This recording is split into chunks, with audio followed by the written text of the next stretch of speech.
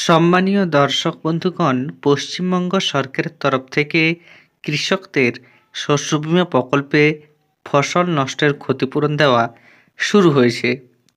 এই মুহূর্তে আপনাদের জন্য রয়েছে বেশ কিছু গুরুত্বপূর্ণ আপডেট। শস্য বীমা প্রকল্পে কোন মরশুমের ক্ষতিপূরণ দেওয়া হচ্ছে, পাশাপাশি এখন কাদের আবেদন চলছে বা কারা টাকা পাবেন, কোন কোন জেলায় টাকা দেওয়া হচ্ছে, সেই সম্পর্কিত যে আপডেট রয়েছে তা আমি আপনাদের এই ভিডিওতে তুলে ধরব। এর আগে অনুরোধ, চ্যানেলে নতুন হয়ে থাকলে ছোট্ট চ্যানেলটি সাবস্ক্রাইব করে নোটিফিকেশন অল করে রাখতে ভুলবেন না। বন্ধুগণ, শস্য বীমা প্রকল্প এমন একটি প্রকল্প যে প্রকল্পে আবেদন করলেই আপনারা যে টাকা পাবেন এরকম কিন্তু নয়। যে সকল কৃষকদের ফসল নষ্ট হয় তারাই কেবল শস্য বীমা প্রকল্পে আর্থিক সাহায্য পেয়ে থাকে।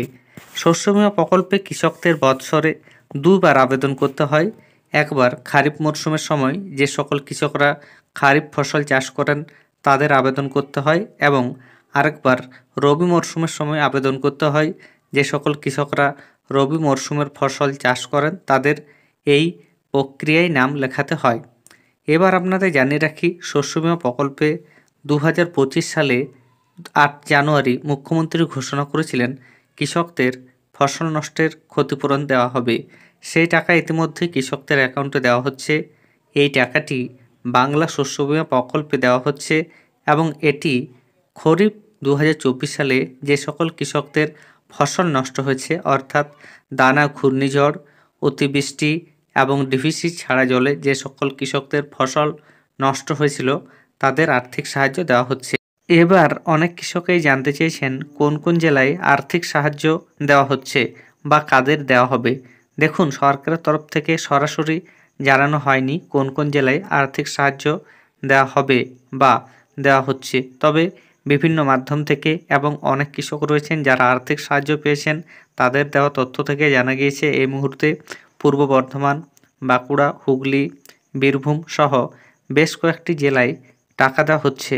তবে সমস্ত ব্লক বা সমস্ত গ্রাম পঞ্চায়েতে টাকা দেওয়া হচ্ছে না। এর পাশাপাশি আপনাদের অনেকের প্রশ্ন, কতদিন পর্যন্ত এই টাকা দেওয়া চলবে।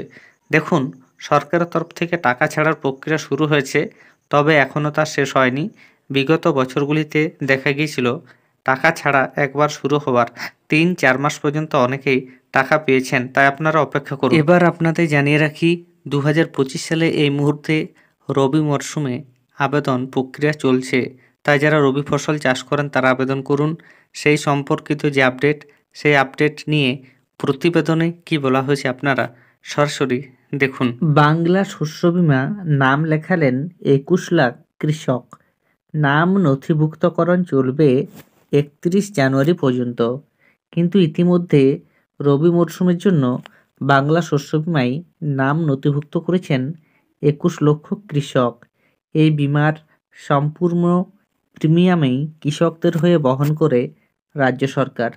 2024 সালের বাজেটে আলুর ক্ষেত্রেও এই প্রিমিয়াম রাজ্য বহন করবে বলেও ঘোষণা হয়।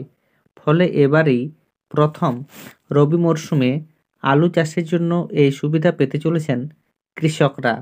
অন্যান্য বছরে যতজন আলু চাষি নাম নথিভুক্ত করান সে সংখ্যা এবছর ইতিমধ্যেই পার করে গিয়েছে বলে সূত্রের খবর। ফলে 31 জানুয়ারি পর্যন্ত এই সংখ্যা আরও বাড়বে বলেই মনে করছে প্রশাসনিক মহল।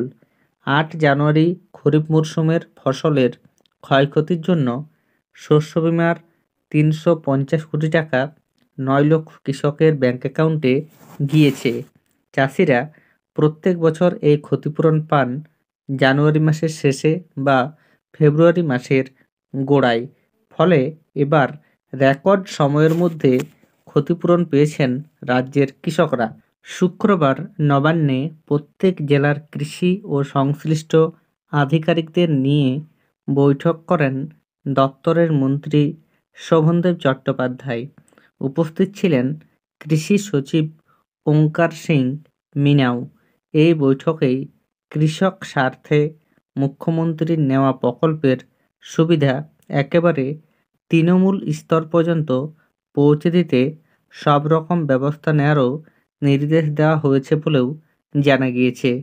কৃষিক্ষেত্রের প্রত্যেকটি বিষয় নিয়ে এদিন পর্যালোচনাও করেন দপ্তরের মন্ত্রী ও পদস্থ কর্তারা।